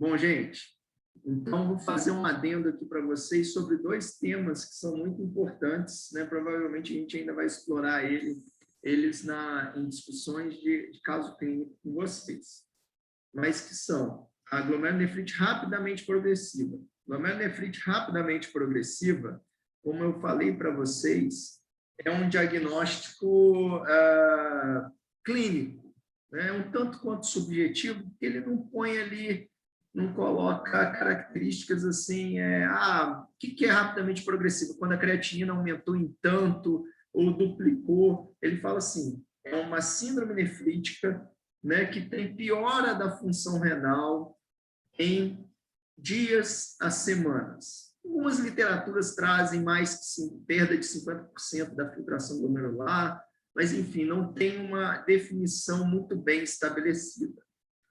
Na prática clínica, o que é uma rapidamente progressiva? O que a gente considera uma rapidamente progressiva? A gente considera aquele paciente que internou com uma doença glomerular, um quadro mais nefrítico, com hematúria, com edema, ligúria, né? E que vem perdendo função renal dia após dia. Tipo assim, já internou com 1,5 de creatinina no sábado agora, ontem ficou sem exame, o exame de hoje de manhã já é 2,5 de creatinina, amanhã já é 3, ou seja, piora dia após dia a função renal. Né? Independente do manejo clínico, usou, não usou diurético, antipertensivo, enfim, piora progressiva da função renal. Então, isso é diagnóstico clínico de glomerulonefrite rapidamente progressiva. Boa parte das vezes, isso é uma urgência médica. Por quê? Se eu não agir agora, pode ser que esse paciente fique renal crônico, fique dependente de terapia dialítica para o resto da vida, porque eu não agi agora. Então, é um diagnóstico que é importante, não só para o nefrologista, mas para o bom clínico, para o bom emergencista. Tá? O que eu vou fazer frente a um quadro de rapidamente progressiva? Inicialmente, infelizmente, a maioria dos lugares não tem biópsia renal pronta a fazer, primeiro para fazer, ter alguém para fazer, segundo, né, um local, um laboratório para analisar. Então, esse diagnóstico de certeza dessa glomerulopatia, diagnóstico etiológico, vai demorar algumas semanas para ter. Mas isso não quer dizer que eu não vou agir. Esse paciente vai precisar de corticoterapia em dose elevada. Normalmente, a gente faz metilprednisolona para esse paciente que está com quadro de glomerulonefrite rapidamente progressivo. A gente faz aí em torno aí de 750 a 1 grama de metilprednisolona por 3 dias, e aí vai correr atrás desse diagnóstico etiológico, né? Que vai depender basicamente de biópsia renal. Muita gente confunde, acha que é sinônimo, mas não é. Falar rapidamente progressiva e falar glomerulonefrite crescêntica. Glomerulonefrite crescêntica, está certo que, em boa parte dos casos, ela está relacionada com a glomerulonefrite rapidamente progressiva. Mas falar glomerulonefrite crescêntica, isso é um diagnóstico que eu só posso falar depois da biópsia, do resultado da biópsia, porque é um diagnóstico histopatológico. O que é uma glomerulonefrite crescêntica? É a presença de crescentes celulares nos glomérulos, normalmente mais que 50% dos glomérulos com crescentes celulares, tá? A presença de crescentes. O que é isso? Células inflamatórias ali dentro da cápsula de Bowman, fazendo compressão do tufo glomerular, ou seja, diminuindo, destruindo esse glomérulo, diminuindo a filtração glomerular, daí a piora de função renal ser frequente nos pacientes com glomerulonefrite crescente. Tá? Apesar de não ser sinônimos, né, na maioria das vezes estão relacionados, mas não são sinônimos. Alguma dúvida até aqui ou posso prosseguir? É importante a gente estar bem estabelecido em definições. O senhor está passando algum slide? Não. Ah, tá. O slide presente é o que você fala mesmo. Mas está tudo tranquilo? Sim. Bem, como que divide glomerulonefrite rapidamente progressivas, né? Quem vai fazer o diagnóstico é a biópsia renal. O padrão da imunofluorescência da biópsia renal divide as rapidamente progressivas em 3 padrões de imunofluorescência, tá? Nas discussões a gente vai mostrar a slide desses padrões. 3 padrões. Um padrão chamado imunofluorescência granular. Como é que é? Tipo aquela imunofluorescência do paciente com pós-infecciosa que eu mostrei para vocês. Padrão granular é grânulos, né? O glomérulo, ele, na imunofluorescência, ele cora, né? De forma salteada. Então, é o padrão granular. Padrão granular de imunofluorescência rapidamente progressiva, quais causas a gente pensa? A gente pensa na propriamente pós-infecciosa evoluindo como rapidamente progressiva, a gente pensa em nefropatia por IgA, são doenças que depositam imunocomplexos. A gente pensa em lúpus, né? Depositando imunocomplexo. Esse é um padrão granular. Um segundo padrão se chama padrão linear. Ele cora de forma linear, parece uma linha na imunofluorescência, porque ele cora toda a membrana basal. Esse é o padrão antimembrana basal glomerular. Então, ele é chamado, é o padrão da imunofluorescência linear, tá? Ligado a esse anticorpo antimembrana basal glomerular, que é ligado à síndrome de Goodpasture, se esse paciente tiver manifestação pulmonar, de hemorragia, de infiltrado pulmonar e tudo mais. Tá? E tem um terceiro padrão em que a imunofluorescência é pobre, não tem nada na imunofluorescência. É chamada de false imune. Por quê? Não tem nada na imunofluorescência. A imunofluorescência é quase um nada. Quais são as causas ligadas à glomerulonefrite false imune? São as vasculites sistêmicas. Né? Então, principalmente, são 3. Granulomatose de Wegener, que o nome novo é poliangeite com granulomatose. Né? Não tem uma tendência de não chamar, de abandonar hoje em dia o nome granulomatose de Wegener, que parece que o Wegener era ligado ao nazismo. Então, ele está perdendo a homenagem dele. Síndrome de Churg-Strauss, que é uma vasculite sistêmica associada à eosinofilia. Então, é um paciente que pode ter asma, né? Pode ter sibilância, chama atenção nesse paciente. E o terceiro é poliangeite microscópica. Todos esses 3 diagnósticos de vasculites, eles estão ligados a um anticorpo chamado ANCA, o anticitoplasma de neutrófilos. Existem 2 tipos de ANCA, o P-ANCA e o C-ANCA. O P-ANCA é o padrão perinuclear. Ele cora lá perto do núcleo citoplasma dos neutrófilos. E o outro é o C-ANCA, que é o padrão citoplasmático. Ele cora todo o citoplasma do neutrófilo. Tá? O C-ANCA é mais ligado à granulomatose de Wegener. O P-ANCA é mais ligado à poliangeite microscópica e síndrome de Churg-Strauss. Tá? Alguma dúvida sobre as rapidamente progressivas? Professor, sobre as vasculites? O C-ANCA é citoplasma e o P-ANCA é o quê? Perinuclear. O C-ANCA é contra uma proteína chamada proteinase 3. É o antiproteinase 3. Pode gravar também. E o P-ANCA é o antimieloperoxidase.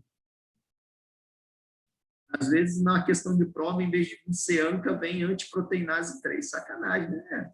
Questão de prova. Certo? Como que trata, por exemplo, vasculite?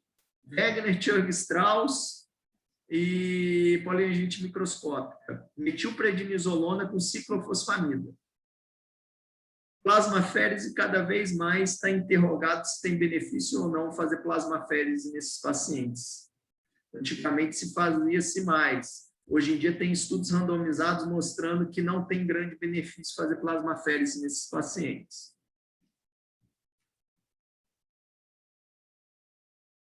Certo? Então, esse é o adendo que eu queria deixar de rapidamente progressiva para vocês. Outro adendo, nefrite lúpica. Lúpus é uma doença em que faz... Professor. Oi. Desculpa.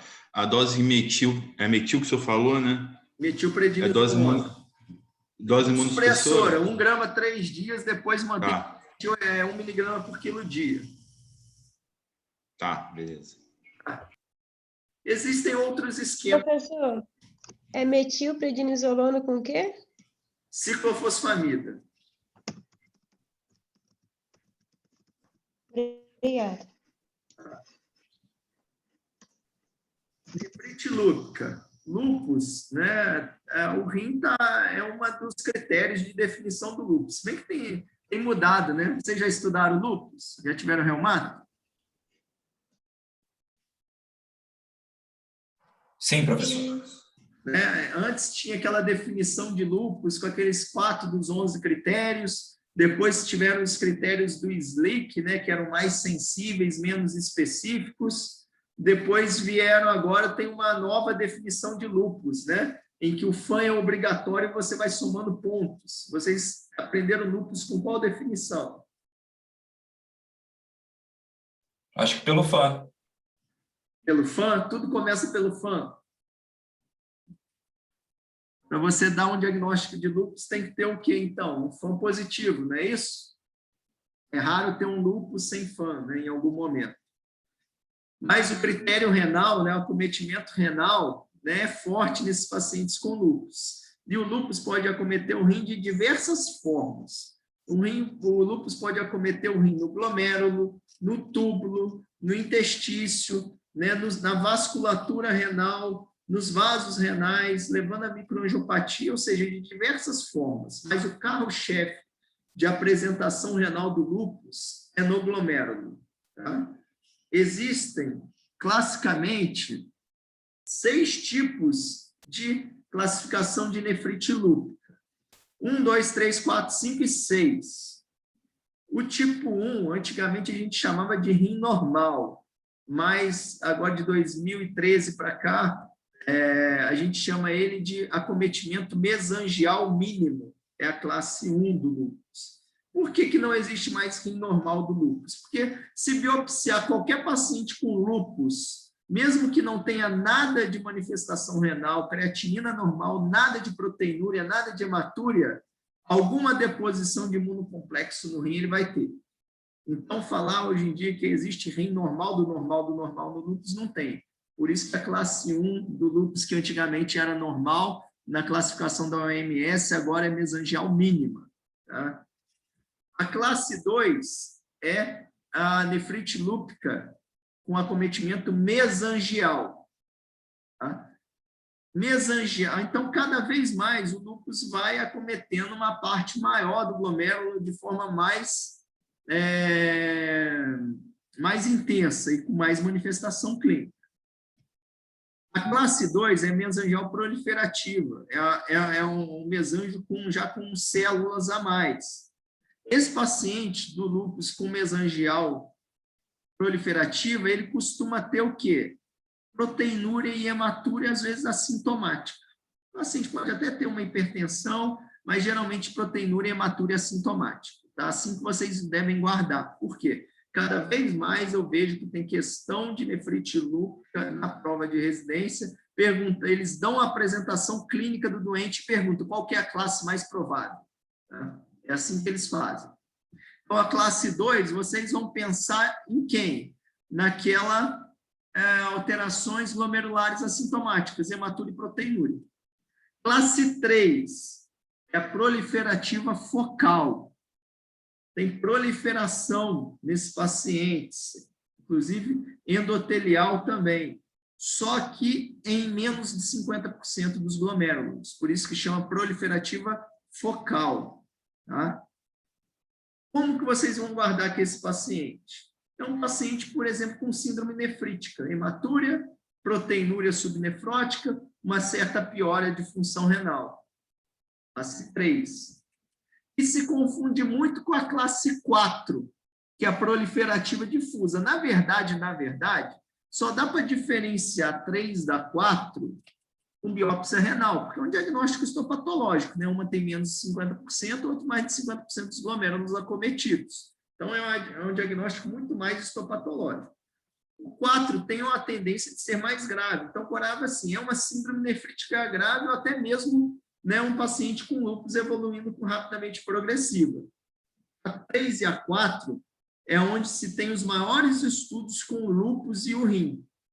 E trata de maneira semelhante. Tá? Tem que tratar agressivamente também com corticoterapia em dose elevada. Metilprednisolona aí no início aí costuma usar em torno de 500 miligramas no lúpus, somado a um imunossupressor. E aí os dois imunossupressores em proliferativa do lúpus são ciclofosfamida e micofenolato de mofetil, tá? As duas do lúpus. Uma opção ou outra, tá? Então, 3 e 4 são as proliferativas.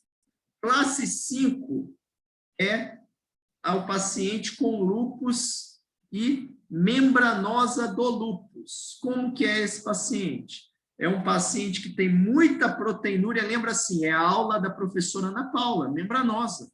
É muita proteinúria, mas com pouca disfunção renal. É um paciente que tem 1,2 de creatinina e 4, 5, 6, 7, 8 gramas de proteinúria. Qual que é a classe mais provável? Membranosa do lúpus, classe 5. Como que trata? Altamente controverso, tá? Não vou entrar aqui nos méritos, né, a nível aí de acadêmico, né, fazer prova de residência, raramente vão perguntar sobre membranosa do lúpus, como que trata. Classe 6 é o paciente com lúpus, já com glomerulonefrite crônica. Já é o rim crônico do lúpus. Também não tem tanta graça perguntar aí para vocês.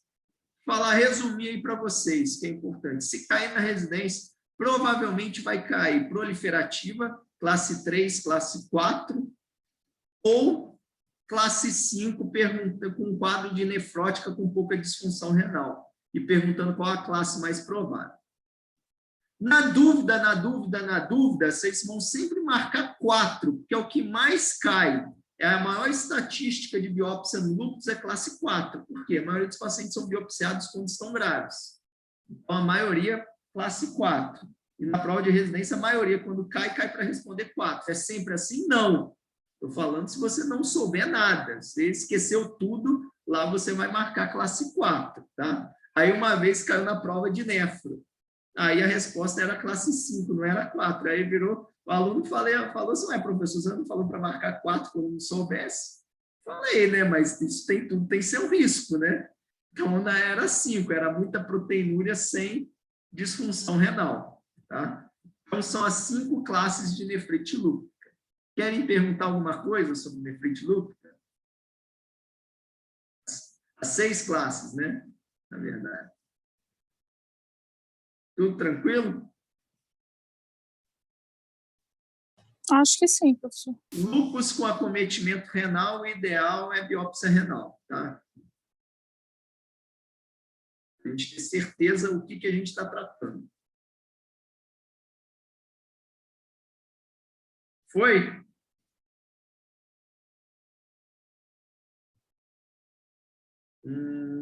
Então, acho que sobre nossa conversa sobre doença glomerular, para começar, acho que foi isso daí. É uma parte interessante da nefrologia, bem interessante. Essas 2 aulas aí, né, de síndrome nefrótica, síndrome nefrítica e as doenças glomerulares. Falar a verdade para vocês, que a prática clínica é o arroz com feijão, é o dia a dia do nefrologista geral, assim, sem estar em grandes centros, sem estar em ambulatório específico universitário, não é. A sua nefrologia de consultório, né, daquela ambulatório de nefrologia geral, não é o nosso dia a dia, tá? Mas na prova de residência que vocês vão fazer é o dia a dia. Na prova de residência, o que mais cai, um dos capítulos que mais caem de nefrologia dos blocos são as de glomerulopatia. Tem uma pergunta aqui, eu não peguei a classe 1, é normal, sem alteração? Clinicamente, classe 1 não tem nada, não tem nem hematúria, não tem proteinúria, não tem nada. Tá?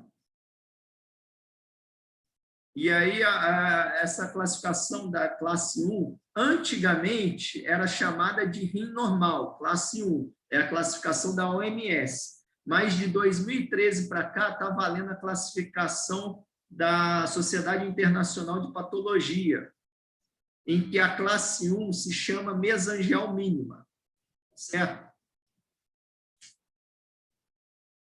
Mais alguma dúvida?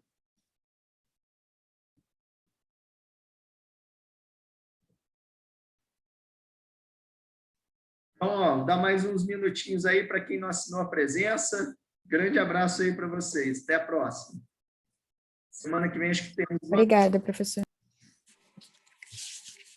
Obrigada, professor. Até a próxima. Obrigada.